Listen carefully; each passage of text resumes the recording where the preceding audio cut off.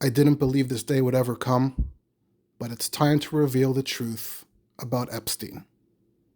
If you've been paying even the slightest attention these last few weeks, months, years, you'll see that countless people, thousands, millions, are all out there demanding, clamoring for the truth about Epstein to finally be released and revealed.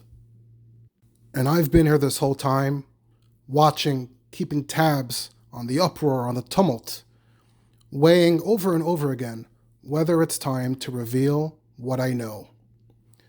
The last week or two, I even started accumulating, assembling a file with all the relevant information that's never been released to the world. But I haven't been certain, I haven't been sure whether this is the right thing to do or not. It's been weighing on me heavily, but at long last, I've decided it is time to release the Epstein files. It is time to set the record straight once and for all, to separate the truth from the lies, the facts from the fiction, the hidden and buried truths from the conspiracy theories.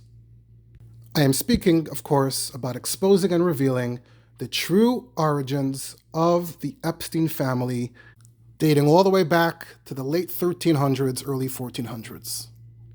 As we shall see, there is a well-known myth about the origins of the Epstein family that's been accepted by many as fact, but a re-examination of the relevant files reveals the indisputable truth about the real origins of the Epstein family.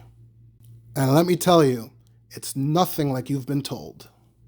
And just to clarify before going forward, if you got the impression that this is going to be discussing and covering alleged criminal activities in the last couple of decades, I have no idea where you got that impression from. This has nothing to do with that. I don't have any first-hand, second-hand, or even third-hand knowledge that can shed any light on that sordid topic. We are focusing exclusively on the truth about the history of the larger, extended Epstein family that numbers many thousands of people today, that stretches all the way back, as we said, to the late 13 and early 1400s. But except for that one guy, none of the other Epsteins have anything to do with this. Epstein is a pretty common name, and frankly, the fact that the name has garnered such a strong association with that one guy, it honestly makes as much sense as doing that to a name like Johnson. The name is really so common and so widespread, with hundreds of people both in the past and in the present bearing this name, that it really makes no sense at all to associate it and tag it to this one particular guy. In fact, if you follow the news, you'll see that in the news currently, there is at least one Epstein, one Epstein, and one Epstein that are all currently in the news, and who all have nothing to do and have no immediate relation to that one guy. In fact, in the Wall Street Journal, there was an opinion piece a couple of weeks ago entitled, "We Epsteins Deserve a Break," written by Joseph Epstein, an author. And I quote, or more accurately, I paraphrase, he writes, "I know someone more eager than the president to put an end to the controversy surrounding the Epstein files, and that person is me. I, Joseph Epstein, have grown weary of hearing my surname mentioned in connection with the odious activities of that guy. The Epstein name derives from Germany, though most of us have Eastern European heritage. So common is our name that I sometimes think of Epstein as the Jewish Smith." And he goes on to describe how when he was a young man in New York, he was often asked, "Are you related to Jason Epstein or Epstein, who was a powerful figure in the literary world at the time?" And he would say, "No, I'm not related." People would say, "Oh, good, I hate that guy." So there have been other notable, famous Epsteins or Epsteins in different areas and different circles before. Further on, he writes, "At least Epstein and I pronounce our common last name differently. He was an Epstein and I an Epstein. The Steen-Stein distinction came about during World War I, when anti-German feeling was so great that sauerkraut was called Liberty Cabbage, and some American symphony orchestras refused to play Beethoven. Many Steins went ahead and Steened themselves to avoid their Germanophobia. Others refused to drop their Steins. Steen me or Stein me, I can live with either, though I chose Stein because it emphasizes my Jewishness, of which I happen to be proud." He goes on and he writes, "Epstein is of course a Jewish name. When I was 6 or 7, my father told me that there are people in the world who might hate me just because my name flags me as a Jew. It then goes on to address current events a bit and the discussion of the controversy over revealing files and exposing the truth. And he concludes, I hope that happens soon, if only so that I and the roughly 12,000 American Epsteins can once again live in peace. So that is the perspective of one American Jewish Epstein. Interesting point he makes there about the Steins versus the Steins. I don't think that's the only reason for that division. I think, like I said, you go back to Russia. The name there tended to be pronounced Epstein. I suppose the origins of the name, the original form of the name, may have been Epstein, but there are different variants of the name even in Yiddish. And just by spelling it Epstein in English, I imagine many would just automatically read it as Epstein. When I see the name Epstein, I certainly read it as Steen, not as Stein. But interesting perspective there on the Steins versus the Steins. It would be interesting, I suppose, to dig a bit deeper into that larger phenomenon and what the truth is about that and what other factors may be there. But at any rate, as the author alludes to, it's pretty much an exclusively Jewish name, but it's a German word. It's mostly Eastern European families, though. So there definitely is room for investigation into the story behind this family, and in particular, as I alluded to at the beginning, the question as to whether there is a widespread misconception about the origins of the Epstein name and the Epstein family. If you take a look at the disambiguation page for Epstein on Wikipedia, both in English and in Hebrew, you'll firstly see an extremely long list of people named Epstein who are notable for some reason, divided by category: arts, military, religion, science and medicine, and more. If you take a look at the religion, specifically that's the rabbis with the name Epstein, you'll see a number of familiar names. I'm going to use the Hebrew one. They have pretty similar lists, but it's just easier to look at the Hebrew one. One name they mention is Reb Zelig Epstein, Litvish American Rosh Hashiva. You have Rabbi Chil Michal Halevi Epstein, the author of the Aruch HaShulchan. You have his son, Reb Baruch Halevi Epstein, the author of the Torah T'mima, and more. You have a bit earlier Reb Aryeh Leib Halevi Epstein, a Rav in Königsberg, also an author of a Sefer. You have Ramesha Mordechai Epstein, Rosh Hashiva in Slobodka, Chevron. You have Epsteins in the Chassidic world as well. You have Reb Kleinimus Kalman Epstein, the Mar V'Shemesh, and others. You'll notice, particularly in the Hebrew, that most of them have the appellation Halevi, that they're all Leviim. As we shall see, the original Epstein family, going through all the generations, are indeed all Leviim. If you look at the English list, you'll see a number of additional names. One of them is Reb Yitzchak Isaac Epstein, better known as Reb Eisel of Hummel, or Eisel Hummler, a well-known chassid in the early generations of Chabad. He too was a Levi and a member of this family, as we shall see a bit later. But there is that Chabad connection, that Chabad angle here. In fact, the misconception that I wish to discuss here about the origins of the Epstein family is related to one of those names I just listed, specifically Reb Baruch Halevi Epstein, the son of Rabbi Chil Michal Halevi Epstein, the author of the Torah T'mima, but also the author of a Sefer Makar Baruch. Makar Baruch is a quasi-autobiographical work, but it's much more than that. There are tremendous digressions. It's quite the interesting, colorful work. This is not the time and place to dwell too directly on the book itself, but I have the relevant pages of the book printed out in front of me, and just a note to any random people whom the algorithm may have served this to, there will be an increasing number of Hebrew words, Hebrew, Yiddish, being used here. Ultimately, this is intended for an audience that is somewhat familiar with the world of rabbinic writings and the languages of Hebrew and Yiddish. So apologies if it gets harder to follow going forward. But we have the Sefer Makar Baruch, and I have the Shar Blatt in front of me. The book Makar Baruch contains Koires Chaye Avoisai V'Chaye Oni, the events of my ancestors' lives and my life, Yachad im Zichrei Noisei Mechaye Hador HaKoidem, Mechaye Rabbanov, V'Chachamov, Sefer V'Dorshov, Parnasav, V'Ashirov, Mimayim HaTorah V'Chachmo, Mechaye U'uma B'Chalal. It's going to be both autobiographical, but also just larger memoirs, history, It's going to shed light on a previous era. Be'arba chalakim, 4 volumes. And there's a Mavai Gadol B'Yud Dalet Prakim. It also has a 14-chapter intro. Me'ez, Me'iti, Baruch Halevi Epstein, Pinsk, Mechaber Sefer Chumshei, Torah Tmima, B'Sefer Mekar Baruch L'Yerushalmi V'Oid, Ben Hagoyin, Merenu Yechil Michal Levi Epstein Zal, Mechaber Sefer Orach HaShulchan V'Oid. And interestingly, already on the title page, there's a line that says, V'Neitzer Mimishpacha Svardis, Neishana V'Nisa'a, Ben Neshti. The Nakudis are there, so I'm reading it with the Nakudis.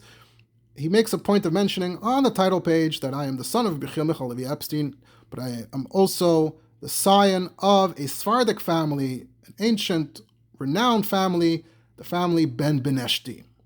Volume 1, Vilna, Tafish Peches, 1928. We're almost reaching 100 years. And if you take a look at chapter 1 of the book, I only have the few pages printed out in front of me. I don't have the volume. It seems like chapter 1 begins on page 670, which I suppose is because the Mavoi of 12 chapters is quite long. You look right at the beginning, he says, Avi, my father's father, Reb Aaron Yitzchak Halevi Epstein, was born in Babroisk in the year Tovkov Ayin, 1810. And he says, before I start discussing my grandfather, I want to speak about the origins of the family according to Makorim Ne'amonim Ubetuchim Chadoshim Gam Yishanim, according to very reliable sources. He writes in a footnote, right, a few decades ago, another member of my family, a distant member presumably, Ephraim Mordechai Epstein, wrote a book, Vorei Soari, about Reb Aryeh Leib Halevi Epstein of Königsberg, whose name you mentioned earlier, the Baal HaPardis.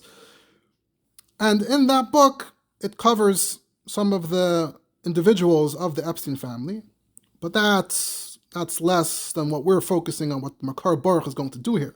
Makar Baruch is out here to give an expansive history of the family of going back 1,200 years. So he claims. And he writes, the historians, essentially, decided according to solid evidence, something that's so factual, so certain, it's beyond any doubt, that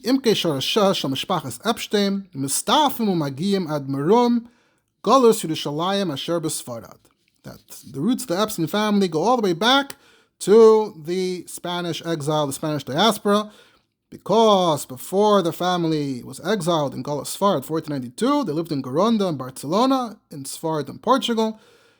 I'm mostly just quoting him here, not fact-checking or nitpicking. He says, this family, our family, is Misyachases. It can be attributed to, its yichus derives from one of the Mishpachas HaSfardiyas HaYoser Atikos UMechubados, one of the most honorable Sephardic families, the name Benveniste, and he writes in parentheses, Besfaradit, Benveniste, and he describes how great and amazing they were. And the Epstein family was still called Benveniste, and our family has a Mesorah Atika v'Nemana Yeshara Ubrura that they originally came to Sfarad with the Goyla Asher Hegla Titus Mirushalayim. So the Epsteins go back to Benveniste, and Benveniste goes all the way back to the Galus of the Churmim. Who are the Kere Hadairis? Who decided this? He writes in the footnote, Re'ei Mikolzeh Mefayrosh Mavor B'Sifrei Kolboy Encyclopedia Harusas Ha'ivris B'Shemis Benveniste v'Epstein. He's claiming that this is explicit in the Russian Jewish encyclopedia under the names Benveniste and Epstein. Having established as an indisputable fact, he then goes on in that vein, and a bit later he says, okay, then there was the exile, so Ubegalusa Shel Mishpachazu Benveniste from Sfarad, so it was divided in half. One family came to Ashkenaz and settled there, and the second, they kept going to Turkey, to the east, and they kept their Sephardic name Benveniste Ad Hayom Hazeh, and they've still been contributing to our great nation, and we'll talk about that in a bit. But those who came to Ashkenaz, they arrived in a town, a city in Hessen, with the name of Epstein, and they settled there. And because that was the first city where they found rest, where they settled, so out of gratitude, they took that name to be miyachas themselves, because that was the minig with Deiris HaKaidmim, that they would take the name based on where they were born or where they settled. And first he seems to state this as fact, but then he says, V'omnam zulas hahash'ara haniskeres. However, aside from this theory, this assumption, we don't know the reason for the family changing its name from Benveniste to Epstein. Presumably he's hinting at the fact that Benveniste is such a tremendous name. If you're from that family and you have that name, why would you ever drop that name for just some random German town? So he comes up with a theory to explain that as well. He says the hatred, the kinas hados in Sepharad at that time, which caused the exile, was so terrifying that the Sephardic Jews, even outside of Spain, were afraid to even keep that name, to keep that identification that expresses their Sephardicness, like a name like Benveniste.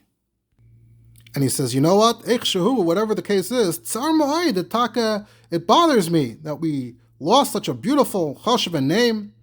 It goes back so far. Chaval mo'ed is how he concludes that discussion.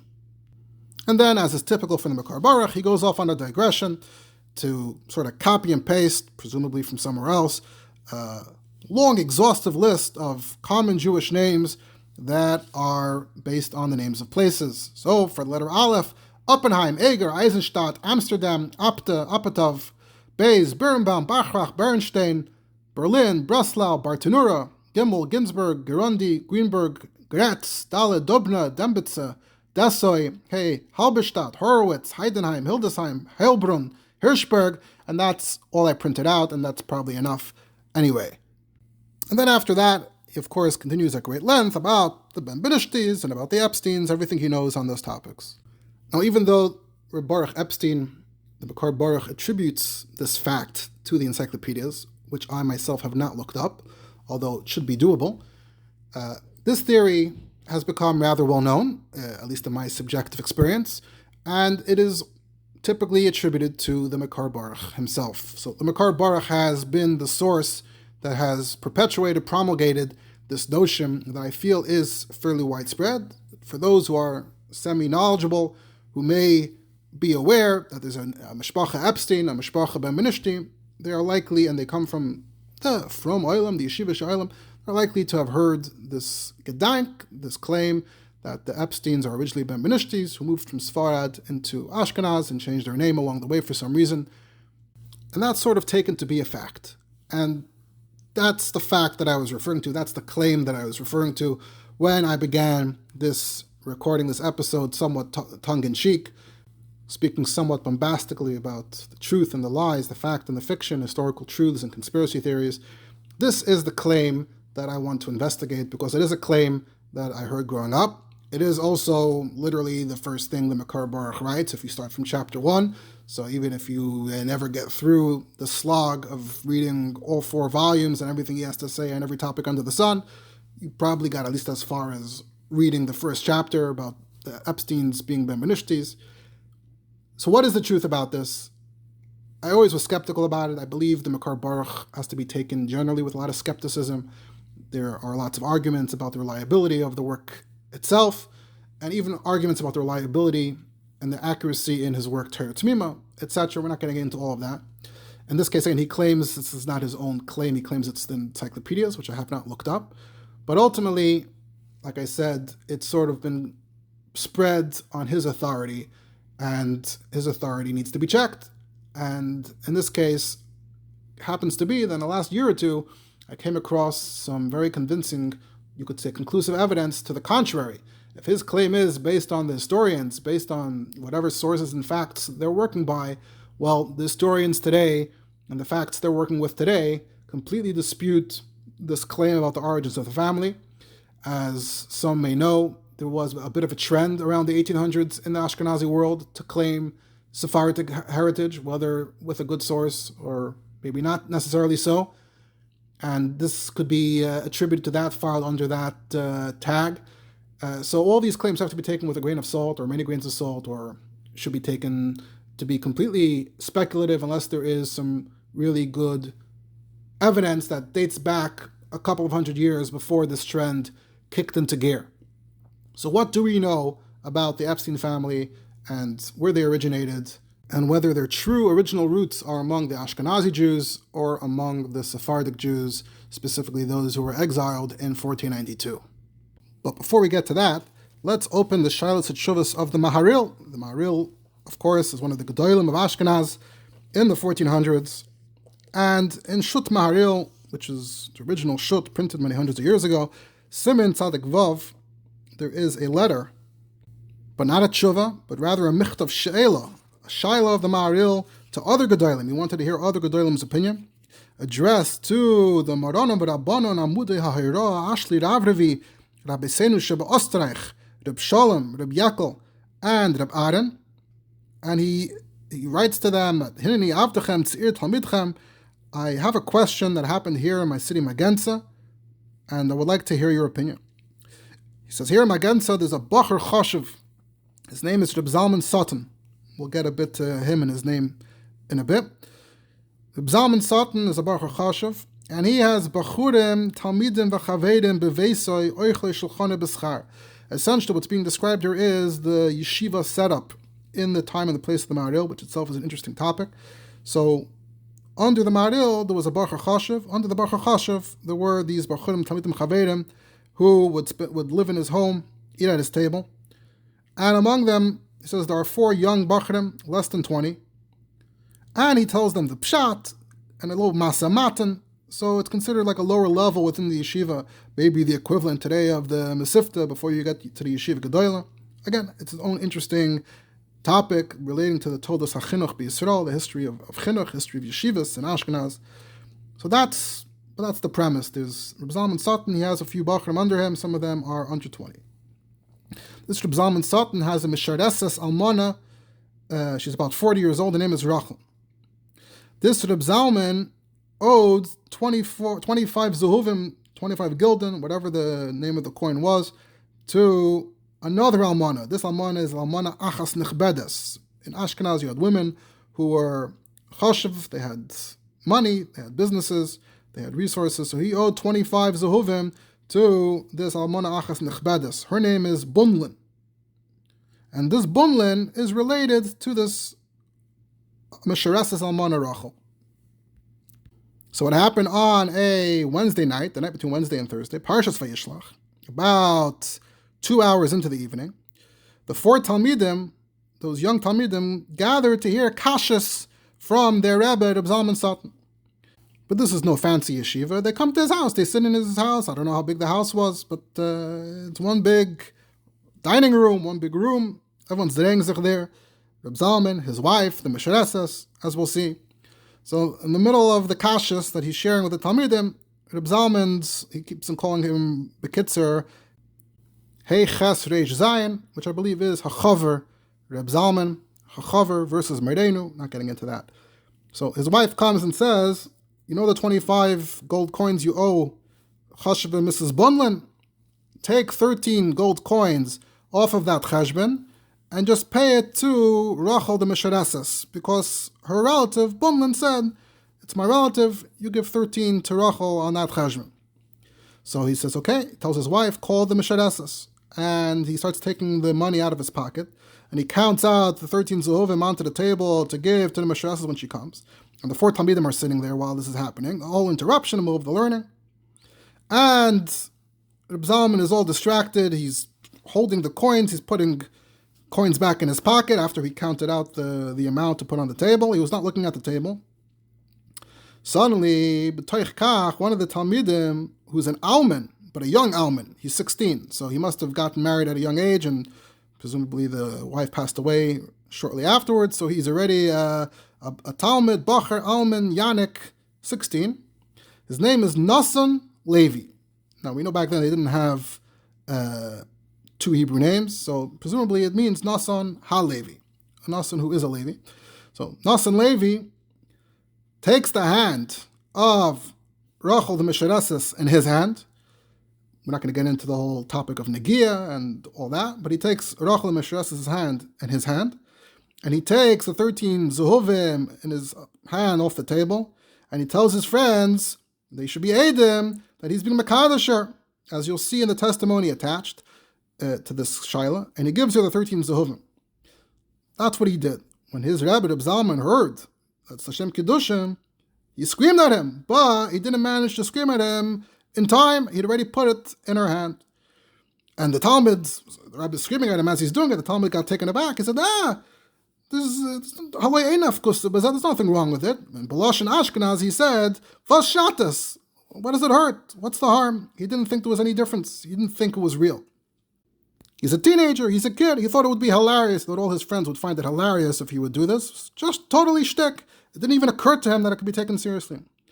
So his rabbi tells him, this is bad. This is bad for you, because if she wants to insist, if she wants to use this to claim that you were Makadisher, then you're going to be in trouble. You and your family are going to have a problem on your hands. As we'll see, he came from a chashuva family, and this is a 40-year-old almana mishareses. In this case, she has all the leverage, as we'll see. So he says, what do you mean? I didn't say the word entsposen. So seemingly, as far as he knows, if you don't say the word entsposen, which we'll get to in a moment, then there's no problem. So the Maharil, he was all caught up in the moment, and he said he didn't say it. The problem is that he actually did use that word. V'hu lashon kiddushin bil sheinenu. Right? Earlier we said that he said to the Mishareses, Amar lachaverov shehei edim shehu mekadesh azois. And then later it says his Rav Zalman shama keshe'amar v'hisker l'shem kiddushin. How did he say it? How did he express it? What was the word? They're speaking in German, in Yiddish. How did he say mekadesh, kiddushin? He had said the word entsposen v'hu lashon kiddushin bil sheinenu, and he, caught up in the moment, thought he hadn't said it, so he was convinced he's in the clear. The problem is that he did say it, which complicates the matter. Now, what is entsposen? So now we go off into a bit of a digression within the digression, although the tshuva of the Maharil isn't quite a digression, as we'll see. It's pretty much on topic. But the entsposen, is a bit of a digression. But it is, in fact, the original reason as to how I even arrived at this topic altogether. This was a year or two ago. As many of the loyal listeners are aware, I have a whole ongoing thing with the history of Taich, early documentation of the Taich tradition. And 2 years ago, Parshas Mishpatim, I was going through Parshas Mishpatim, the Taich, and it comes to the Amah HaEvriya, Asher lo Ye'adah v'hefta. What's the Taich of Ye'adah? So the early Taich of Ye'adah is entsposen. So the shaila is, what is this word? It's not a word that I'm familiar with from the Yiddish we speak today. So it turns out that this is a fascinating word, and if you're somewhat familiar with English, you have the tools to figure out what entsposen means. Because if you speak English, you're likely aware of the word spouse. Spouse today is used to mean one's wife or one's husband. But in addition to the word spouse, to the noun, there's also a verb, to espouse. Now, to espouse, interestingly, in the sense that it's used today, which I'm getting to first, this turns out to be a word which I apparently was mildly misunderstanding. Sometimes you have cases where you know the word, you've seen the word many times, you're confident you know what the word means, but you actually have only been guessing based on the context, and you've been guessing slightly incorrectly.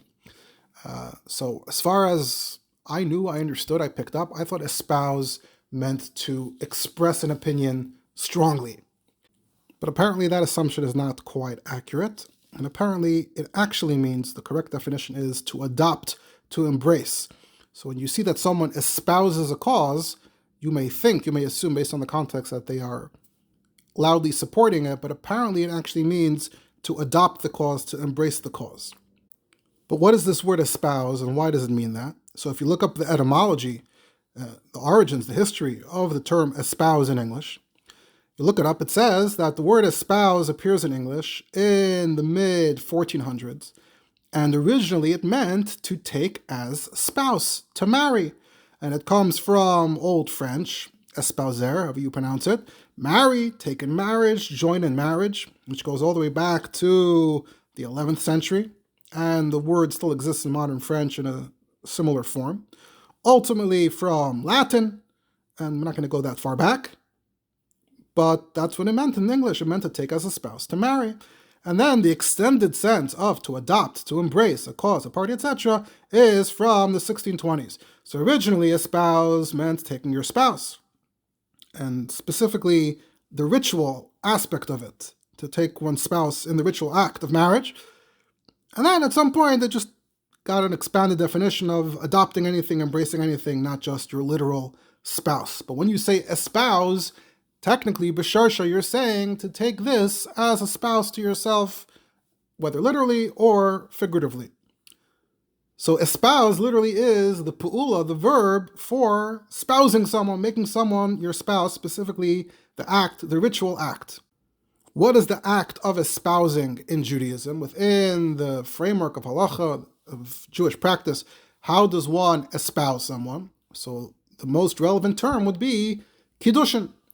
Kiddushin essentially, inherently, is really kind of a form of engagement. However, in this framework, one becomes engaged to one's wife through betrothing them, through taking them as a spouse.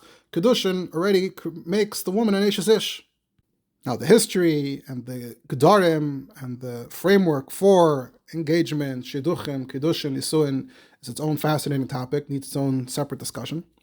But for our purposes, it suffices to say that if one is to espouse one's spouse in halacha, that would be kiddushin.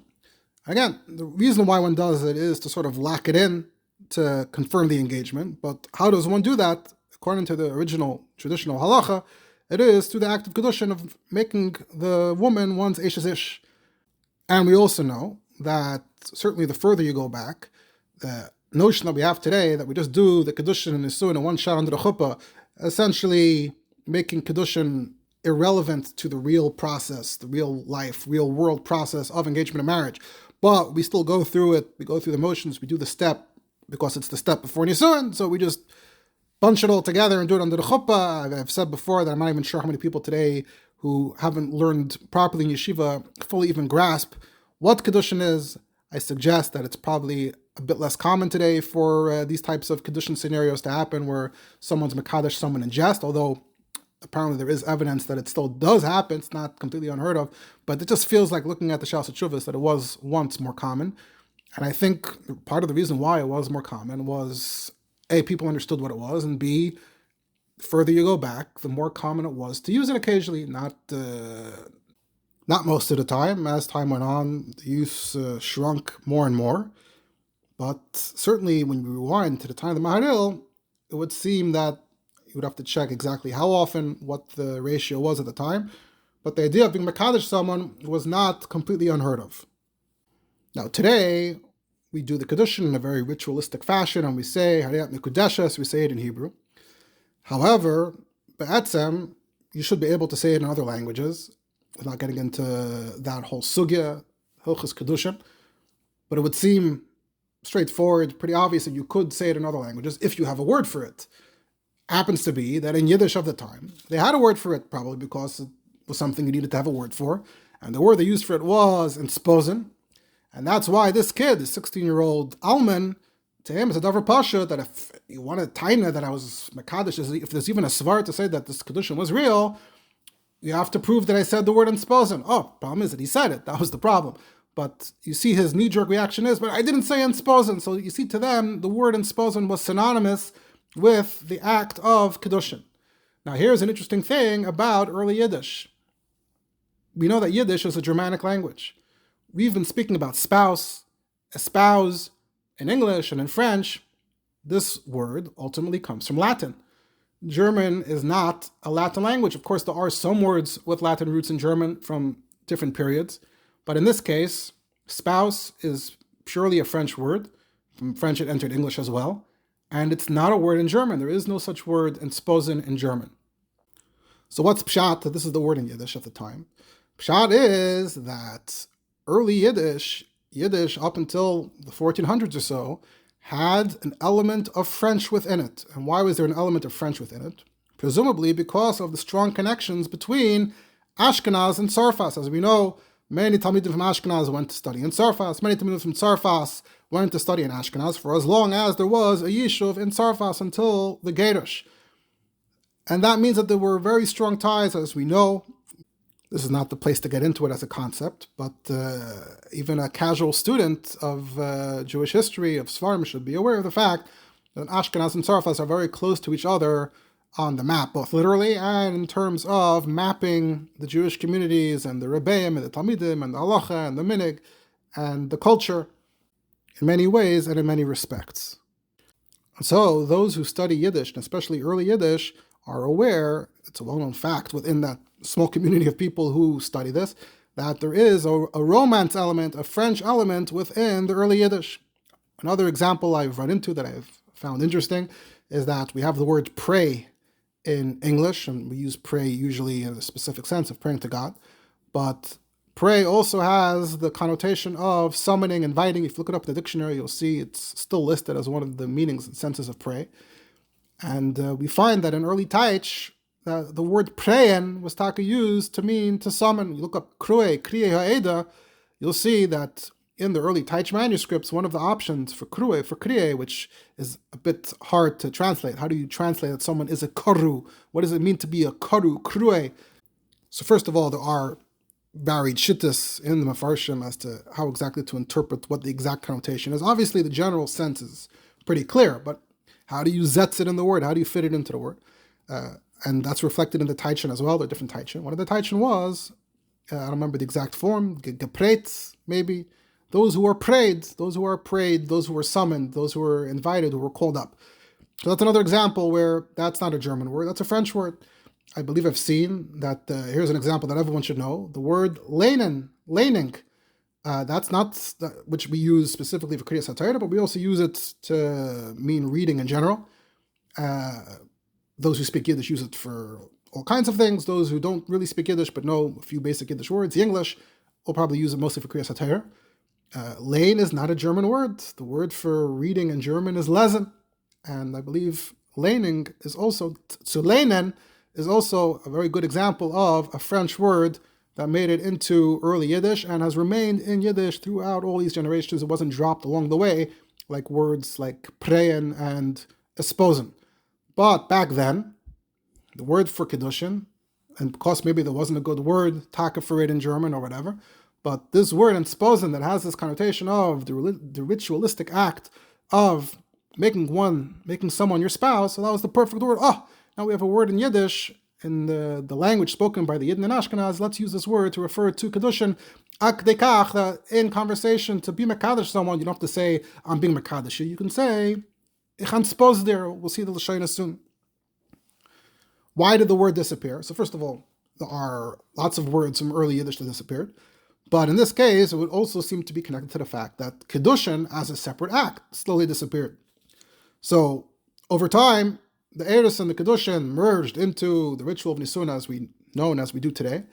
And instead, you had the concept of shidduchim and a knas. And in fact, the old term in Yiddish up until 100 years ago was verkanzen. So the word knas, which became the main mechanism to enforce the marriage. Previously, the main mechanism to force the marriage to go forward was the kiddushin. Because now she's an Ashes Ish, so both parties have to go forward. They're bound to each other.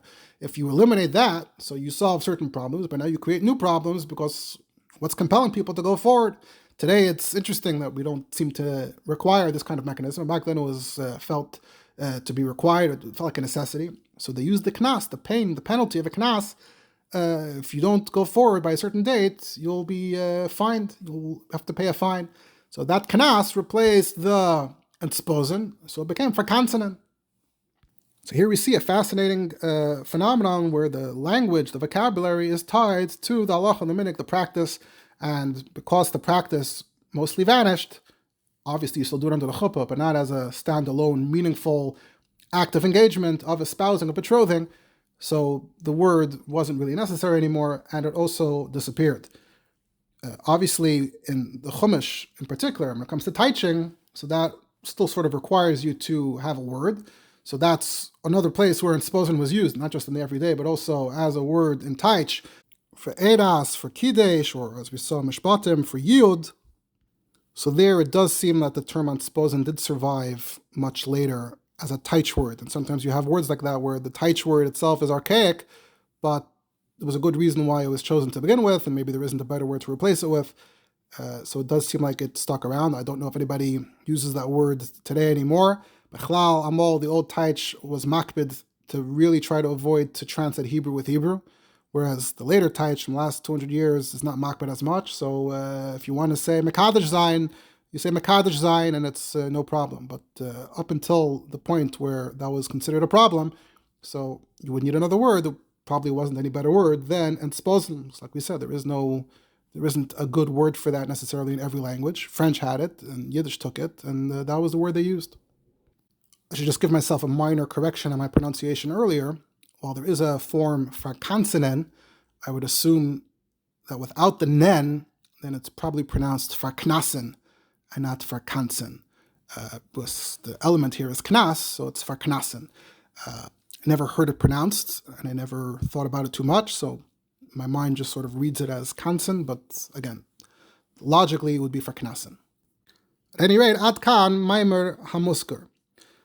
Now, so, like I said, I was going through the Taich. I came across entsposen in the Taich for Yud. So I had to go dig into that and to figure out what that word is. And we explained that at length.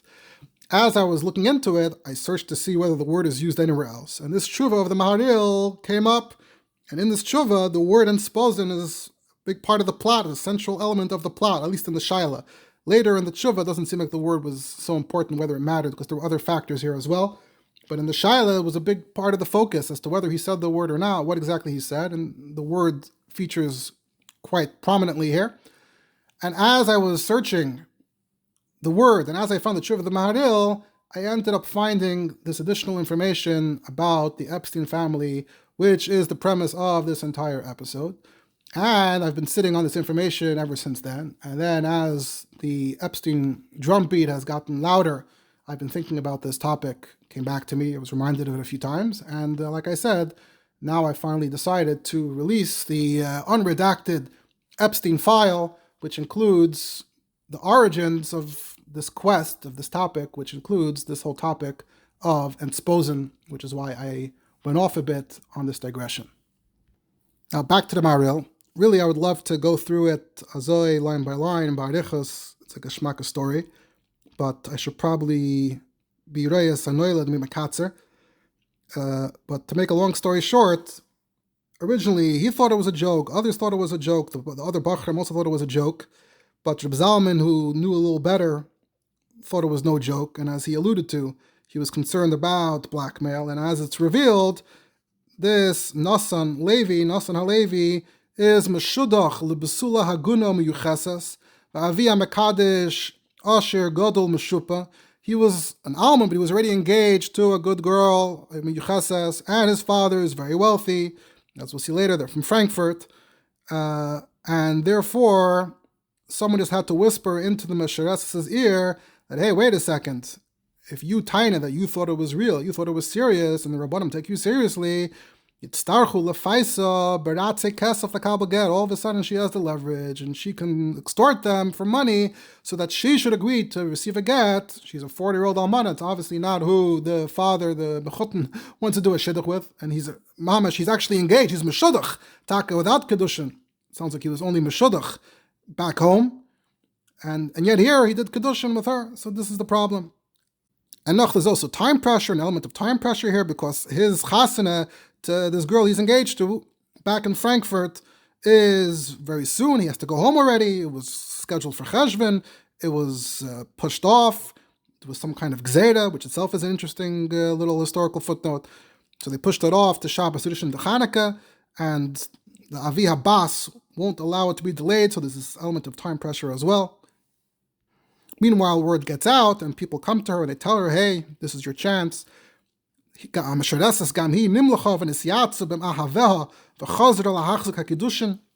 yeah, it was totally a real kiddushin. Meanwhile, the boy himself goes back to Frankfurt because he has to go home for his own chasana back in Frankfurt. It's a mess. Meanwhile, the Rabbanim are scrambling. They're trying to figure out what's taka the pshat, what's taka the din, what's taka the halacha. And again, to make the story a bit shorter, we'll jump ahead to the fact that they actually started transcribing edus from the witnesses. Who are the witnesses? They have 3 witnesses. Why only 3? There are 4. There's Reb Zalman, and then there's 3 Talmidim. No, there's only Reb Zalman and 2 of the Talmidim. There's Reb Zalman and 2 of the Talmidim, Reb Menachem and Reb Vivish, as we would pronounce it today. The Talmid Ashlishi, Reb Yosef, he left already. He's off the scene. And they wrote down the edus, and as we've spoken before, as we discussed before, you have this history of transcribing edus beginning in Ashkenazi Shas Tshuvas. Later you also find Sephardim transcribing edus in their Tshuvas as well. But this history of transcribing the Eidos and including the Yiddish that the people spoke goes back as far as this Tkufa of the Maharil. And in fact, in these Eidos, there's a bit of Yiddish, so just for that reason, otherwise I'd be a Mekatzer, I would just go move on from the story, B'chlal. But because there's a little Yiddish, I'm going to share that. So first they had Reb Menachem, one of the Bachrim, Menachem, Heid B'Teiris Eidos, that he saw it, and Nosson Levi took the coins in his hand, and he said, you watch and be my Eidim, then I'll be my Kadisher. And how did he say it? B'Lashon Ashkenaz, Zetzu, und seid alle Eidim, das entspos, or entspos. And he took Rachel's hand, and he put the money in her hand, and Reb Zalman screamed at him. That's how Reb Menachem remembered the story. And then they went to Reb Vaivish, the second Talmud who was around. And he also repeated the story the way he remembered it. And the way he remembered what Nosson Levi said was, B'Lashon Ashkenaz, Zetzu und seid Eidim, das ich entspos, or entspos, diese Moras Rachel. And then we have the testimony of Reb Zalman Satan himself, and different details of who was in the room, but just the Lashon Ashkenaz, the way he remembered it was that he said, Zet und seid Eidim, and now he's not sure what the grammar of the next part of the sentence was. Did he say, Ich will sie entsposen, which isn't the actual act, it's expressing the will and the desire to do it. And in halacha, we're often, we chop a person by a vart and say, hey, did you say, here I am hereby doing it? Or did you say, I'm expressing the intention, my will and desire to do the thing? So that might matter here. So he said, I'm actually not sure if he said, Ich will sie entsposen, or Ich entspose sie, which would make somewhat of a difference. And he screamed at him, and then Nosson Levi said, what do you mean? I didn't say entsposen. And they said, oh, actually, you just did. And then the Maharil goes into tremendous arichas to be mavar the facts and the relevant halachas, depending on the facts, which we'll skip, because it's not our concern right now. I'll just share, there's a bit more Yiddish a few pages later, where he turns to focus on what was this Rachel's reaction. How did she react initially, and then what did she change her mind to? So it says originally she was embarrassed, and she thought that this Nosson had made a fool out of her. It was a busha to her.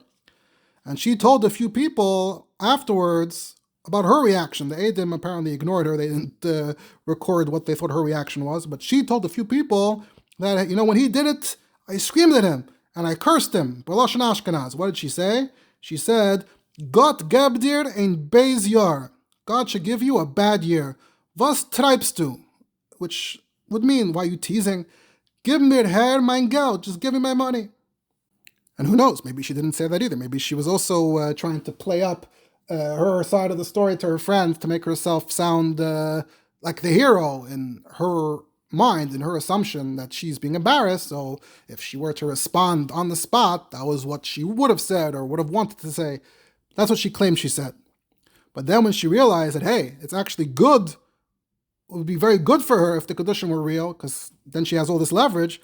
So she changed her entire story. She was telling people, oh, he was holding her hand in his hand, and he didn't want to let go of her until she told him, you know what? If that's what you want, then that's what I want too. And Maharil says, I actually confronted her myself. I said, these are two different stories. She said, no. Both stories are true. First, I screamed at him, my first story, and that's what I was emphasizing at first because I was embarrassed. But really, he kept on holding my hand, and he was telling me he means it for real. It's serious. He didn't want to let go. So then comes the second half of my story that I said, okay, if you want it, then I also want it. And she also claims that afterwards, she also said, hey, don't let this ever happen again. Meanwhile, Zalman and all the Eidim, they don't report any of this. They didn't hear any parts of this dialogue. All they know is that his rabbi screamed at him, and he said, what do you mean? I didn't say unspos. That's all they remembered hearing. So it could be she is a fabulist, and all the versions of her story are all made up. Anyway, that's those are the highlights of the Shaila, which like I said, is very long. The tshuvas are actually very short. The tshuva from Reb Shalom, surely Reb Shalom of Neustadt, who we've spoken about before. And he writes it Bekitzer to Reb Yaakov Skan Leviim. Interestingly, he writes Yanik V'chakim, Yaakov Skan Leviim. So maybe we'll get back to the date as to when exactly in Maharil's career this was, but his Rebbeim are still alive, so presumably it's earlier in his career. He's still a Yanik V'chakim, and he's writing the Shaila to his Rebbeim. And Reb Shalom Neustadt wrote to him that, don't worry, there's no kiddushin, the whole thing was a joke. And part of the issue here was, who did the money belong to at that moment? Did it belong to Bunlin? Who did it belong to? And that's negea to whether the kiddushin could even be a legitimate kiddushin. So they addressed that. That issue ended up being more important than the question of what exactly he said, whether he said entsposen or not. So Reb Shalom Neistat was very confident that it's fine. The other Rebbe of his, Reb Aaron, also seemed to think that it was fine. The third Rebbe, Reb Yaakov, wrote that he was leaning towards that it's a problem, but he didn't have the time to really look at it. So disregard Reb Yaakov's misgivings. Reb Shalom and Reb Aaron think it's all fine, it's all good. The Bacher already went home, the Chassan is already happening, just forget about the whole thing, and she doesn't need a get, she doesn't get any money. The whole thing, just scratch it, pretend it didn't happen. So what does all of this have to do, though, with our premise that we began with, the history of the Epstein family? So, like I said, as I was investigating the term entsposen and its use, and I found this tshuva, it then ultimately led me to the following book, the following interesting work, a Hebrew academic work. It's called Chachamim B'Doiram, Hamanhigut Haruchanit Shel Yehudei Germania B'Shelhei Yemei HaBeinayim. And it's by Yisrael Yaakov Yuval, was printed in Yerushalayim by Magnus Università Ha'ivrit Tavshin Memtes. So as the title indicates, it's focusing on the religious leadership of German Jews in Germany and Ashkenaz in the late Middle Ages. So literally this tkufa, this point in time, for some reason the entire PDF is scanned, but not a proper digital scan, but rather 2 pages at a time, like scanned in a copier. But the entire book is scanned in this fashion, and it is available on the author's academia page, as I recall. It's a full book, has close to 500 pages, including bibliography and index. And while I haven't read the entire thing, it does seem to be a pretty valuable resource for those seeking to understand the history of Ashkenazi Jewry, and specifically the Rabbanim, the Chachamim, and the structures of power. And if we have the time, maybe at the end, we'll do a small postscript about the topic of the Rabbanim, the history of Rabbanim, the history of the title and position of Rav, which we discussed recently is far from Pashut. It's not a Pashut Dazach, it's not Befedish in Gemara, Halacha, Shulchan Aruch. So he actually does touch on that right in the beginning in chapter 1. But for now, let's focus on chapter 4. Chapter 4 is Toldesein Shel Mishpaches Rabbanim. We'll focus on the history of the families of Rabbanim. Who are the big rabbinic families in Ashkenaz at this time? And this chapter has 5 subsections. The first one is about Maharil and his family. And what's the second one? Well, let's see. It's about a certain rabbinic family from Frankfurt. What's the history of Frankfurt? You don't hear about Frankfurt early on. Early on, we hear about Shum, right? Shapira, Vermeisa, Magenza, if that's how they're actually pronounced or not. Frankfurt, you start hearing about a bit later. So he begins this discussion by describing and defining Frankfurt as such. He says, Frankfurt, in the late Middle Ages, was a kehila beininus, average both in population size and in terms of its intellectual level. What makes it unique compared to other kehilas is in 2 respects. Number 1, as opposed to the other cities in the German Reich, except for Worms, the Jews of Frankfurt were not expelled during the 14th through 16th century, 13 through 1500s. And therefore, the Yiddish Yishuv in Frankfurt has essentially been there uninterrupted since the 1300s until the new era. So that's one unique thing about it. The second unique thing is that the archival information about the Jews of Frankfurt is the richest of all of Germany. The documents that they recorded there and preserved there and that relate to Jews and document the Jews' lives is so rich. You can't find it anywhere else in Germany. Then he goes on to discuss those which Chokrim already made use of that archival information. And now he goes on to discuss the most notable rabbi of the Rabbanim of Frankfurt in the 1400s. And this is what he says. I'm going to translate from the Hebrew. Number 1, Nassan Halevi Epstein. Nassan Epstein is the most famous of the Rabbanim of Frankfurt in the 1400s. He was born in the year 1398. Towards the end of the year 1414, which is already in the fall of the Hebrew year of Kuf Ayin Hey, when he was only about 16, he was already an alman from his first wife, and he was to marry his second wife. Before his second marriage, he learned in Mainz in the yeshiva of Reb Zalman Satan. Among the other young Talmidim who sat there with him were Menachem Bachrach, later the Rav of Worms, and Feivish, later the Rav of Colonia. And it happened on Wednesday night, the night before Yom Hey, Tez Ayin Kislev, the year Kuf Ayin Hey, which we can therefore say is the English date of November 29th, 1414. The four Talmidim gathered in their Rav's house for a shir. I think at this point it's pretty clear, pretty obvious what is about to happen next. Yuval is telling us that Nosson HaLevi of the Shuv of the Maharil is none other than Nosson HaLevi Epstein, who later was the Rav of Frankfurt, sitting alongside his fellow Talmidim, who also were later the Rabbanim in cities in Germany. Yuval goes on to describe the story, which I think is sort of redundant to repeat here, because we pretty much got the gist of it. And zooming ahead, skipping, Maharil turned to the three Rabbanim in Austria, Reb Shalom Neustadt, Reb Yaakov of Igra, and Reb Aaron Blumlin. And as we saw, Reb Shalom and Reb Aaron agreed with Maharil, and they were matir the whole thing without a get.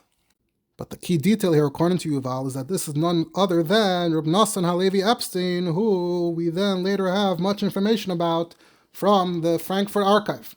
Now, he never does clearly say how he knows for a fact that Nosson HaLevi in the Maharil is Reb Nosson Epstein of Frankfurt, but I suppose it's based on matching the name to the archive. Nosson HaLevi itself is something of a distinctive name.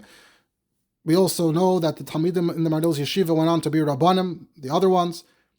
I mean, obviously each of those individual facts has to be fact-checked to confirm that it's all the same person, but connecting the dots here, it does seem reasonable to assume that the Nosson HaLevi of Frankfurt, whose father is a Gvir, who learned by Maharil, will probably match up with documentation that we do have about Frankfurt, and I guess Reb Nosson HaLevi Epstein of Frankfurt is a perfect match. So like I said, I don't see where he ever makes an argument to prove it. It just seems to be self-evident. And so you don't have to take it as 100% true, 100% fact, but it does seem like it's the reasonable assumption here. Interestingly, we do find him, or someone with this name, again in Maharil's writings, but this is in the Shut Maharil HaChadoshes, the additional material that was printed for the first time by Mechon Yerushalayim in Tafshin Lamed Zayin. So in Siman Kuf Lamed Hey, there is a shaila written to the Maharil like a decade later that's signed by Rabbi Yakim Reb Shimon Zal v'Nosson Epstein HaLevi. So here we do find that Nosson Epstein HaLevi wrote a shaila to the Maharil, and for this mahalach, it's all one and the same person: Nosson Levi, Nosson Epstein HaLevi, Nosson HaLevi Epstein of Frankfurt, all the same person. Indeed, in the Mavoi to the Sefer Maharil, Mechon Yerushalayim, after printing this material of Maharil many years ago, put a separate volume together, a Mavoi by his Safes, the Sefer Maharil, printed in Tafshin Ayin Vav, and there they go through every single detail relating to the Maharil, his Rebbeim, his family, his children, his Talmidim, line by line. They crawl through everything written by the Maharil, about the Maharil, and extract every detail and put it all together. So if you look on page 228, when it goes through Talmidei Maharil, chapter 19, Talmidei Maharil, so Talmud number 59 is Reb Nosson Epstein, and they write, born Kufman Tas, passed away, Ba'erach Reish Chaf. Based on archival information, he's identified with Nosson Levi of Frankfurt, of the young Talmidim of Reb Zalman Satan in Magenza. So they also accept this identification, their mitzayin, to this Shuvah, the Maharil, that he's taka one and the same, and that he's the same one who wrote the Shaila later that's printed in Shut Maharil HaChadashes. So they put the same information together. Bekitzer, so this seems to be the accepted knowledge, accepted wisdom by the scholars in the field. Back to Yuval. Indeed, the next item he cites is this Shuvah in Shut Maharil HaChadashes, And then he uses this archival information to give a rundown of the next steps, the next adventures in Reb Nosson Epstein's life, as reflected in the documents. I don't think it's kedai to take the time to go through it. It's a bunch of technical stuff, but it does paint a picture about his life and what life for Jews was like back then, and him in particular as the Rov of the Kehillah. Fast forward a bit, in the year 1447, the documents mention him as the Rosh Hashiva in Frankfurt. The city, the municipality, we're not getting into the sugya, but Frankfurt, I believe, had some independence as a city, as a municipality, to run its own show. So the municipality allows him to have 6 Talmidim in his yeshiva, but they had to pay an annual fee for that privilege, for that right. His name appears, pops up a bunch of years later, 1458. Reb Nosson writes that at this point he's infirm, he can't earn money, he's asking for his tax load to be lightened. Another archival mention of his seems to indicate that a year later, 1459, he's still alive. But a few years later, another Rav mentions his name, Beverkas HaMesim, so it would seem like he passed away between 1460 1462. That is Yuval's presentation and his cheshbon. Interestingly, in footnote 2 there, he quotes from what seems to be an unpublished Ashkenazi Yad of Minhagim, and there are all kinds of fascinating Yad that haven't been printed properly yet, and this sounds like one of them. In this Yad it says, whoever is writing says that Chacham Reb so-and-so told me, K'shahaya Barainus Ra Shachacham Reb Nosson Epstein K'sheberach Birchas Nisuin Bevracha Rishoina Hafach Panov Neged Ha'am K'sheberach Seis Tasas V'samach Desamach Hafach Panov Klapei Ha'aron V'asher Bara Neged Chasen V'kala. Fascinating minig, fascinating personal practice that he had, that different brachas he turns, he's being Masad kiddushin, being Masad the Nisuin, and Pashtos he was Mavarach all the brachas. So for different brachas he was turning towards the people, towards the Aron, towards the Chasen V'kala, and I guess if you pay attention to the Teichna brachas, you touch your eyes, it makes sense. And that Ksav Yad cites another minig from him relating to Tisha B'Av as well. Yuval writes many other details and diyukim about who he was and his connections and his influence, which we're not going to get into. A bit further on, he mentions that we find that this Reb Nosson kept in touch with Reb Menachem, the Talmud from the same story, Reb Menachem Bachrach, later the Rav of Worms, and there was a shaila that involved them. The story, the shaila in the Maharil, mentions that the father of Nosson Levi is a big gvir from Frankfurt. Who's Taka Nosson's father? He writes, Nosson's father, Yaakov Mishtorch, or in German, Jacob von Strasbourg, was Taka Me'ashiri HaKehillah by Frankfurt. And the footnote is Mitzayin Taka to the Maharil, that the Aviyah Mekadesh Asher Godel Meshupa, but obviously he's matching it up with documents, which is where he has the name from, etc. And those documents tell us that after this father Yaakov passed away, around the year 1430, the mother Chava, or in German Eva zum Bochsbaum, continued running the home till her passing in 1452. And the name Epstein, if his father is von Strasbourg or Mishtorch, so where does the name Epstein come from? The name Epstein comes from his mother. Based on his father's wealth, his parents' wealth, we could tell that Nosson himself surely was a man of means himself. And we can also see this from his tax burden in Frankfurt. Then Yuval gets into his family. He had a brother Reb Zemel. He had a sister Gutlin, who married someone who was one of the Chashuvei HaKehillah in Frankfurt. He also had a brother Meir, a brother Moshe, another sister, all based on various documents. We also know the names of some of his children. We know he had a son, Ephraim Gumprecht. We know he had a son, Daniel.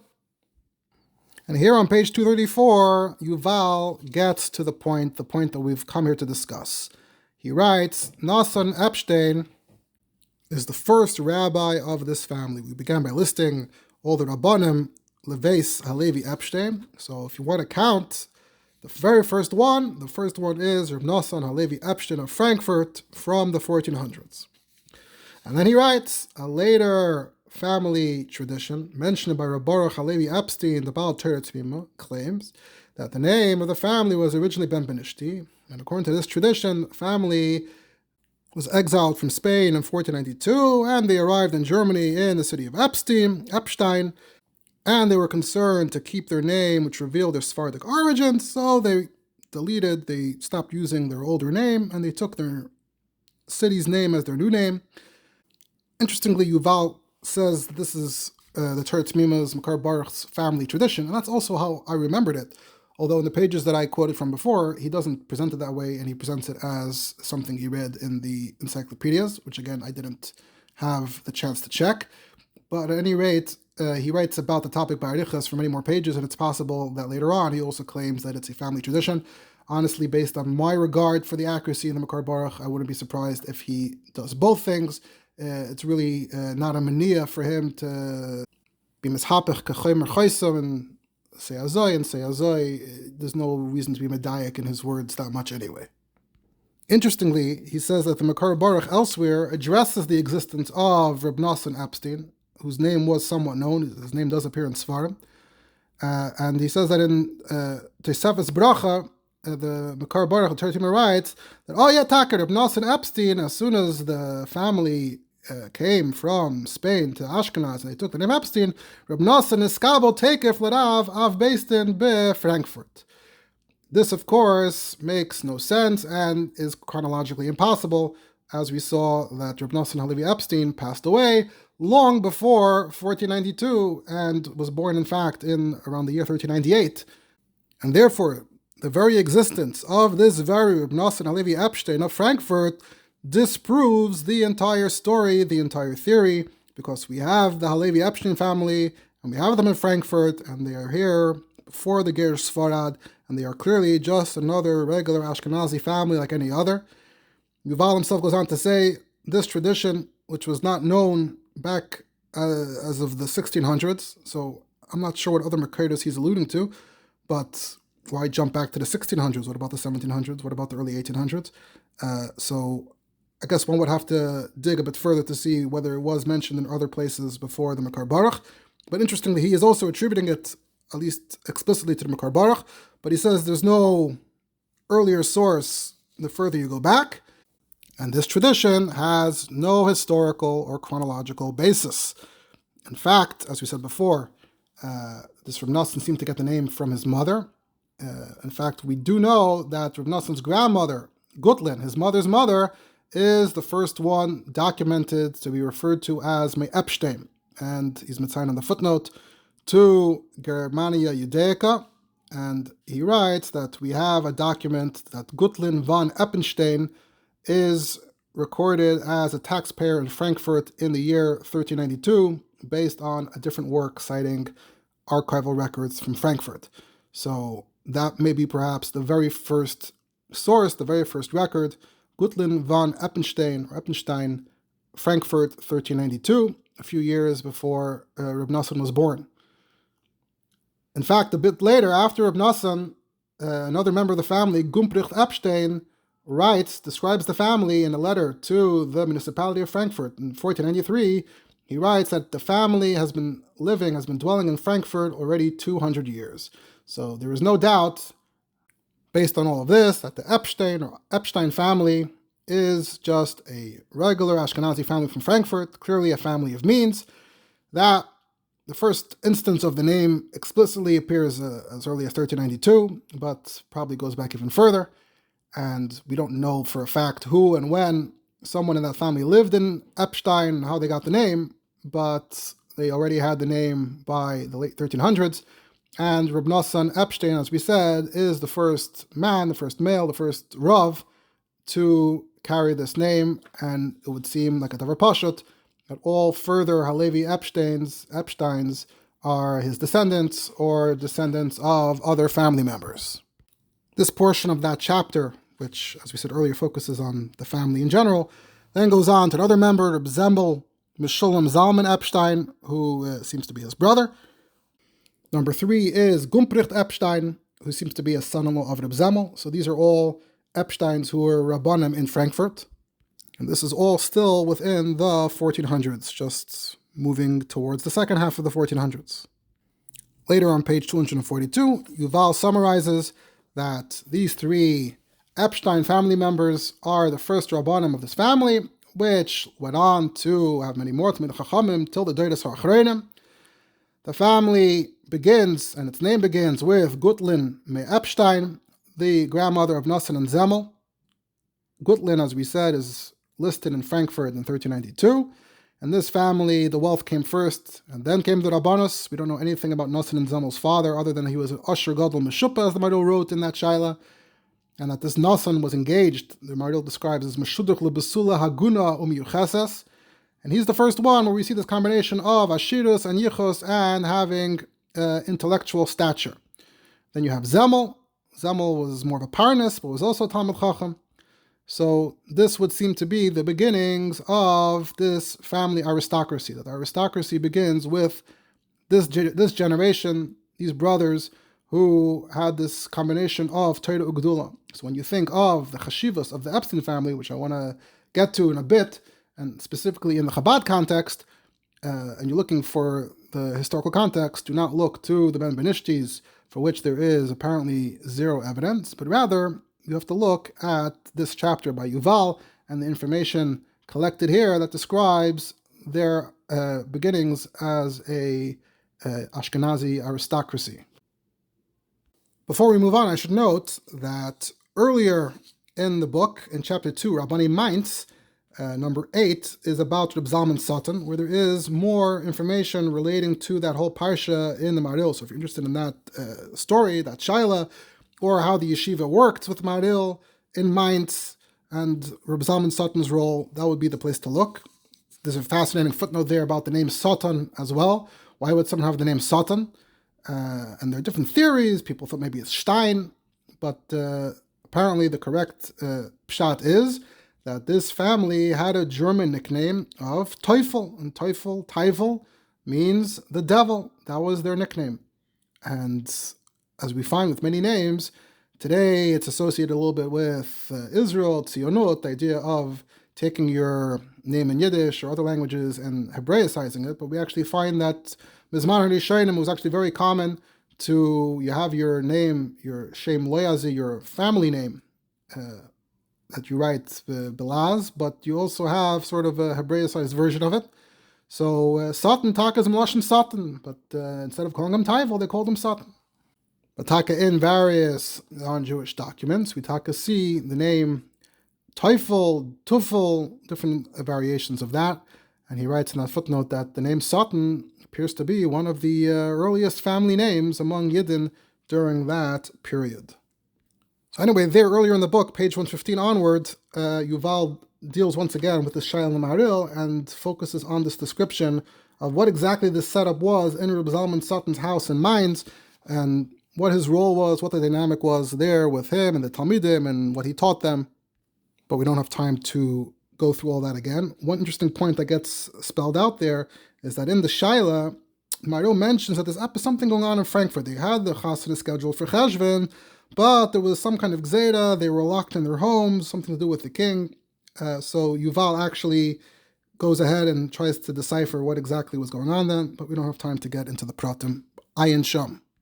A bit later there, page 119, he also gets to this point that I alluded to earlier about what was Maharil's stature at that time. They refer to him as a Yanik V'chakim. It doesn't mention that detail here, but the very fact that Maharil is rushing to turn to the Rabbanim in Austria in 1415 demonstrates that Maharil didn't see himself as completely independent, which we see later on. He became sort of the gadol for that region, but at this earlier point, he was still batel to his rebbeim. Despite the fact that, Lefi the math, his age, he was already 40 years old, and his height, he peaked as a paisik really in the last decade of his life.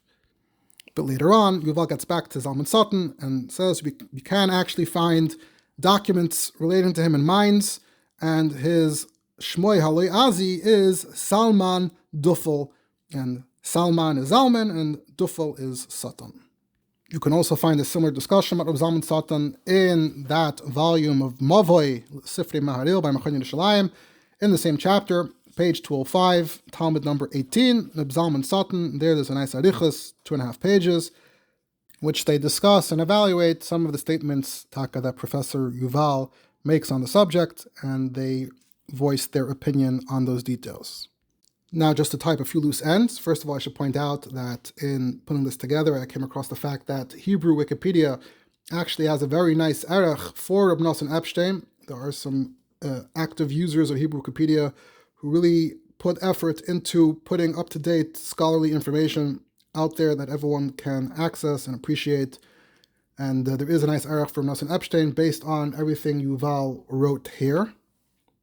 For more information on the city of Epstein itself, you can look it up on Wikipedia in English or in German.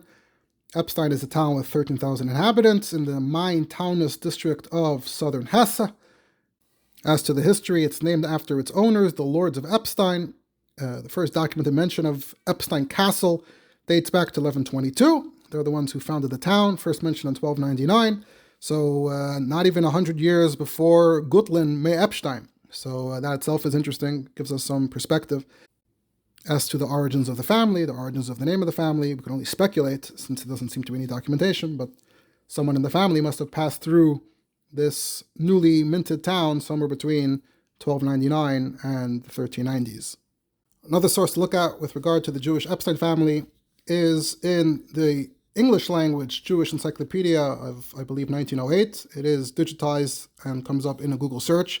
So I don't have the Russian one that the Makar Baruch was quoting, but you can see what the encyclopedias were writing in English at that time. And they write, the surname Epstein, they spelled initially with two P's, as the name is spelled in German, as the name of the city is spelled in German. The surname Epstein is one of the oldest Jewish family names in the Slavic countries. Nathan Halevi Epstein and Solomon ben Jacob Halevi Epstein are mentioned in the responsa of Rav Moses Mintz about the middle of the 15th century. Meir ben Jacob Halevi Epstein was a printer in Prague in 1522. I'm going to pronounce it Epstein going forward. Meir Epstein was a leader of the community of that city in 1601. Samuel ben Judah Halevi Epstein, a pupil of Mordechai Yaffa the Levush, flourished there about 1615. In 1635, Abraham ben Meir Halevi Epstein, a descendant of the above of Nathan, was rabbi of Brest-Litovsk, or as we call it, Brisk. Wolf ben Jacob Halevi Epstein, who came from Kremenetz, Volhynia, was rabbi of Friedberg, 1669 through 1681. The Kabbalist Israel Yaffe of Shklov mentions among the friends of his youth a certain Arya Leib Epstein, which places him about the end of the 17th century. Michal ben Abraham Halevi Epstein flourished in Moravia, 1670-1680. Another Michal Halevi Epstein in 1699. Yehuda Halevi Epstein in 1690. Yosef ben Wolf Halevi Epstein of Konitz is mentioned in the preface to Igeris Musar, 1713. About the beginning of the 18th century, Mordechai Halevi Epstein, a great-grandson of Rabbi Avram of Brest-Litovsk, was one of the chiefs in the Jewish community in Grodno, and you start seeing more of these Litvische Epsteins, and ultimately they get to the Aruch HaShulchan as well. In between that, they write the number of families named Epstein is very large. There are more than 200 Epsteins in the city directory of New York, Manhattan, with a proportionate number in all the large and smaller cities of the United States where Jews live. This makes the number of the members of the Epstein families in the New World alone much larger than the combined population of the two little cities named Epstein, one in Bavaria and one in Hessen-Nassau, whence they are supposed to have originated. It is certain that many families assumed the name Epstein at a later period, while in other families the name was changed to Epstein, Eppenstein, or similar forms. So that's a cute line about how there are more Yidden named Epstein than there are people who live in the original towns or cities of Epstein. And that's where they write, the number of individual Epsteins who have achieved prominence is also correspondingly large, and they begin with the Aruch HaShulchan, etc. I should probably correct, earlier I was trying to read the names that they wrote earlier. They wrote Michael, and I read it as Michal, but it's probably not Michal, it's Michal. We find a lot of Michal Epsteins, obviously one of them is Aruch HaShulchan, but we find earlier there's the Kitzur Shalah, whose name is also Yechiel Michal Epstein, so that itself, Yechiel Michal, is a name that runs in the family. I guess what they're implying is that the Yiddish name Michal is itself based on the Goyish name Michael, is what I'm guessing. I never looked into that particular name, but that Michael was the kinoi for Yechiel, and we pronounce it Michal. That's what I'm taking from that, but correct where I said Michal before, correct it to Michal. Interestingly, they actually have a sort of a family tree there that has Nosson Halevi Epstein on top, and then Meir Halevi Epstein, and Avram of Brisk. Obviously, it's not father, son, grandson, but descendants. And then from the Sir of Avram, then there is this tree that stretches with lots of Litvische, but not only Litvische Epsteins. So that sort of if you accept the tree as accurate, gives you sort of a picture for the branches of the Epstein family beginning from a later point in time. As we saw earlier, the name Rabbi Nosson Levi Epstein was seemingly known in the 1800s to those who studied the family's history, and even the Makar Baruch himself tried to shoehorn him into this Benveniste legend to place him after the Gerush, but as we saw, that makes zero chronological sense, and that's essentially what disproves the entire theory, which doesn't have any evidence and any source for it anyway.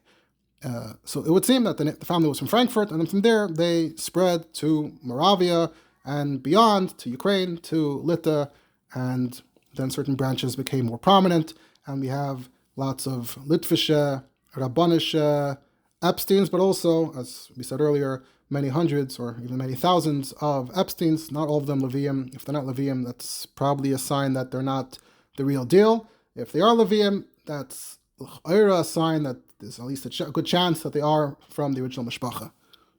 And here's where we get to the Chabad angle, because among the prominent Epsteins, Halevi Epsteins, of the late 1700s, early 1800s, we have, as we mentioned, the Reb Eisel of Hommel.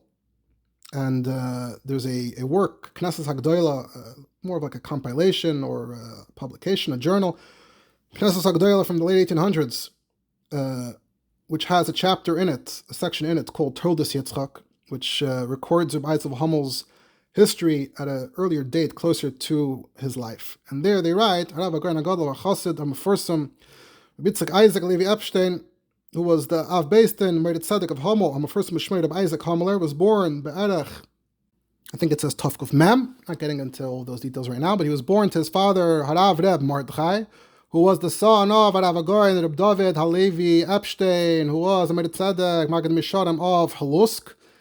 So that's 2 generations back. And he writes, Mishpachas Reb Isaac, he Mishpacha Mufu'ara B'Yisrael. In the footnote, they write that She'er B'Sadi HaGvir HaTirani V'Amaskul Reb Doiv Ber Epstein of Hommel, Gisoy of Hagoyin Reb Netziv Mivaloshin Shlita, B'noi Shel Hagoyin Reb Chil Michal, who we now know is Aruch HaShulchan, so if I understand correctly, he's a brother of the Makar Baruch, told me that Shem Mishpachtam is Al Shem Ir Achas Ba'Ashkenaz, called Epstein, and that's where the first member of their family appeared a few hundred years back. The person writing says, I searched for this city on the map. I looked at a map of Germany and I couldn't find Epstein on the map. Muzman Zagan that it's an Ir Ktana that doesn't make it onto the Chasheva map of the Chasheva cities in Germany, which is a cute thing to say. He didn't have a better resource than that. But yes, of course, it is a smaller city, and it is in fact in Germany. Interestingly, this Epstein family member doesn't say anything about Benveniste. He's not quoted as saying anything like that. All he says is that our name is Epstein, we're named after a city, and that's where our family comes from. So that itself may be cited as a raya against the Makar Baruch. This was not the family Messiah. So back to the Pnim, Mishpachas Reb Isaac, Mishpach Mufu'ara B'Yisrael, that Zayda, David Halevi Epstein, was related to the more well-known Epsteins of that time, Hagoyin HaMakobel, Halevi Epstein of Königsberg, the Valapardis, or Hasharon that we mentioned earlier, and Rav Reb Yeshua Halevi Epstein of Arodna. And from these Gedolim, Nistafa Achakach, Mishpachas Epstein HaNechbada, Shalei Paskum Yimena Ad Ato Ashidim, Chachamim, Ugoinei Torah. So this big Mishpacha, this branch of the Mishpacha in the Litvische sphere, or the Chabad sphere, so they all belong to this branch of this family. He says that Isaac Zeder Reb David had 10 sons, left 10 sons who sounds like made it into adulthood, and the youngest of all of them was Reb Mordechai, the father of Reb Isaac Homler. Among other Eneklach of Reb David, you have Reb Zimla Levi Epstein of Varsha, who was one of the big contractors, the Gvirim of the previous Dur. And then he mentions that even if you go further back, before Reb David Epstein and the Balapardis, you have other Chasheva, Go'inim, Mekubalim, Parnasim, the Kitzur HaShalah, as we mentioned, Bechil Michal Epstein all the way back then, and other Epsteins as well. Does not seem to mention Reb Nosson Levi Epstein, so it doesn't sound like his name was known to them at that time, but maybe in the next few decades, with more scholarship coming on the scene, maybe his name emerged and people started realizing that he's the earliest Epstein, but the Makar Baruch was still able to make that fit with what he was claiming about the family's origins. The person writing then goes on, after giving this whole akdama, then goes on to describe Reb Isaac, how he was born and he grew up in his Zayda's home, and He learned Talmud, Poiskim, Kisvei HaKodesh, Diktu Kaloshin, Kefi Minhag Lito Me'oz, and then how we ended up by Rashaz, Hagoyin Achosed Rashaz Miliadi, and the rest is history. But it is interesting to see a member of the Epstein family, someone who from another branch of Reb David's descendants who's writing about this, Reb Isaac Homeler, another prominent member of his family, and sort of giving that context, putting Reb Isaac in his family context, in his historical context, to show you the chshivos of the family as it was known and understood at that time. So it's interesting to note that we actually have a shmua in Chabad about Reb Eisel's attitudes towards his yichus, and this ties in a bit to what I was discussing previously about Rav Yolis and the idea of Rabbonim Yuchasim that exists in other kreis and other hoifen, which doesn't really exist in Chabad. You don't have doiris of Rabbonim Yuchasim. So Reb Eisel, though, at least in that dur, could be counted as something like that, someone who came to the Alter Rebbe and had this kind of yichus, but what was the attitude towards this kind of yichus in Chabad? So as it turns out, we have a few Mekaitis about this. There is a Rishima Laman Yedu, I believe that's Ramatel Schusterman, and in that Rishima it says, Le'ezik Nasoi, Chosaf Pam Reb Isaac Azudoyoi, towards his old age, Reb Isaac once rolled up his sleeve, exposed his arm, which back then wasn't the standard. They didn't walk around with bloise arms, but he revealed his arm. Hibit Bav Omar, he looked at it and he said, Es klap noch al oder von Epstein. There's still a vein of Epstein beating in my arm. And he's clearly saying this as a negative, meaning after all the avodah, after all his work on himself, he's still an Epstein deep down. It's not a good thing. Another makar that expresses this I received from Shmuel Super, who's working on a project of annotating all the stories written by Reb Tuvia Belkin Miksav Yad. And Reb Tuvia Belkin writes, Shamati me'achased Mordechayel me'hamol, asher Rav HaKadosh Reb Isaac me'hamol, asher pa'om harbe shamu mipiv be'is Yosher mechsidim me'anash.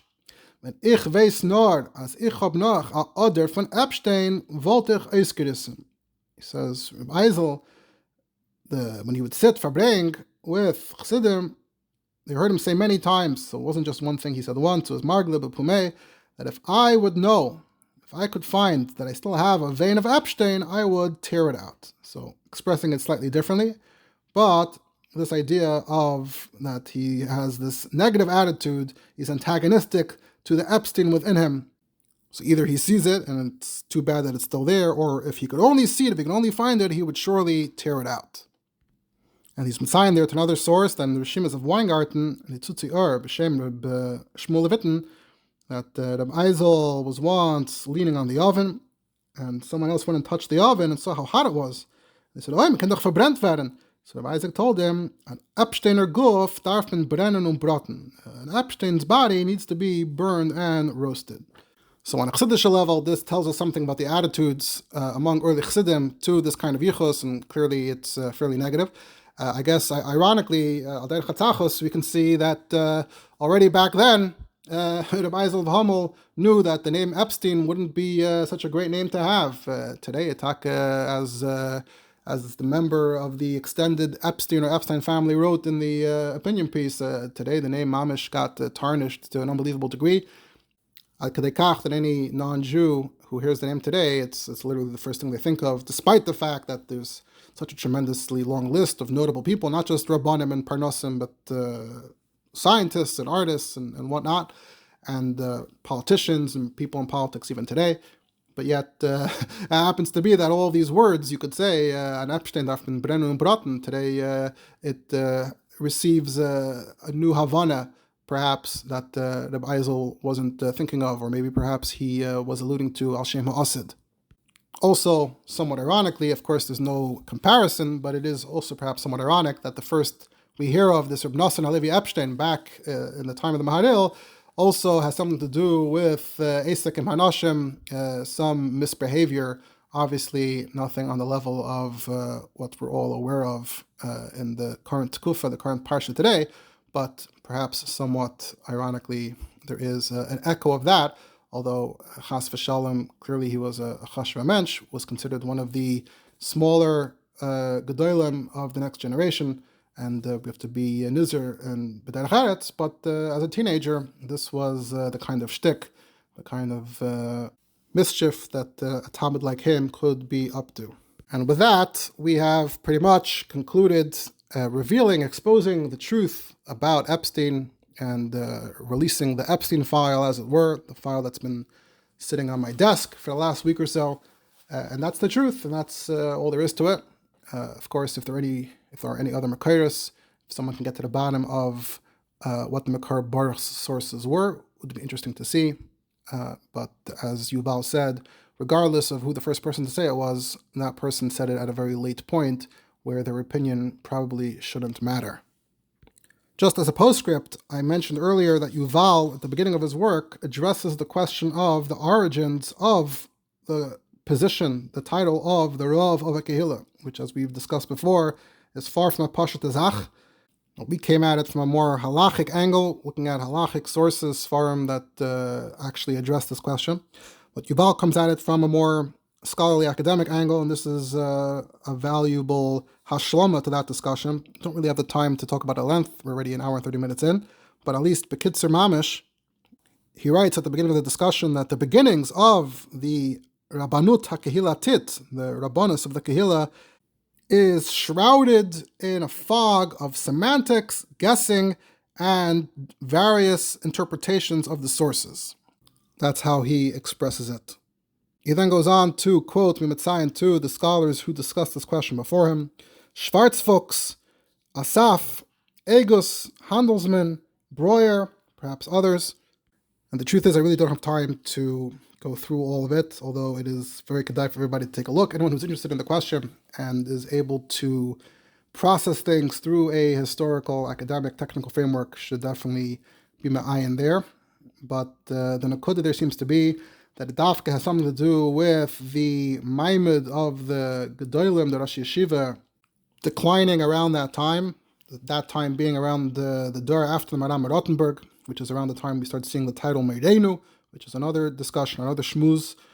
So this idea that the previously Rosh Yeshiva's authority came from the fact that he's the Rebbe, the Rav, like we see in Shulchan Aruch, this Kvoid Rabbi, the stature of Kvoid Rabbi, that's being replaced because that stature is diminishing. So instead we replace it with a more mechanical, technical minui, where this is the Rav boss of this Kehillah. We hired him to be that. So it's definitely a big shift, an evolution, and invention of a new type of Torah authority that's tied to the power of the Kehillah, the authority of the Kehillah, which itself was tied to the authority of the local authorities. And we do find from around then that the Rabbanim are often appointed or acknowledged by the local authorities, so that also contributed to that.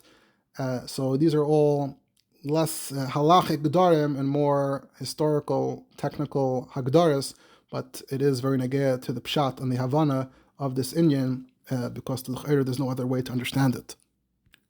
Understanding this correctly also does raise questions as to whether there is a place for this type of maimed rabbanim bizmanenu, which we sort of by inertia are seeing is not really much of a thing anymore. Along with the disappearance of organized kehillas, there is the disappearance of hundreds of rabbanim in the manner that we found before. This is also somewhat related to the changes in the last 100 years, or even the last 75 years post-war, where yeshivas used to be seen first and foremost as producing rabbanim, whereas today they are not. So that whole entire structure has shifted tremendously. So all of this needs to be tied together and understood together to understand what a Rav was pre-1400s and what a Rav is today post-Kehillas, post-World War II. But with that, we have to be Mekatzer or Messiah, and with that we conclude. But this too also provides us some perspective on Reb Nosson Halevi Epstein, who not only is the founder of the house of Epstein, Halevi Epstein, but is also from one of those early waves of professional Rabbanim, official Rabbanim that have the official title, the official authority as such to have a srara over their community as part of the Kehillah structure. So quite the historical figure indeed.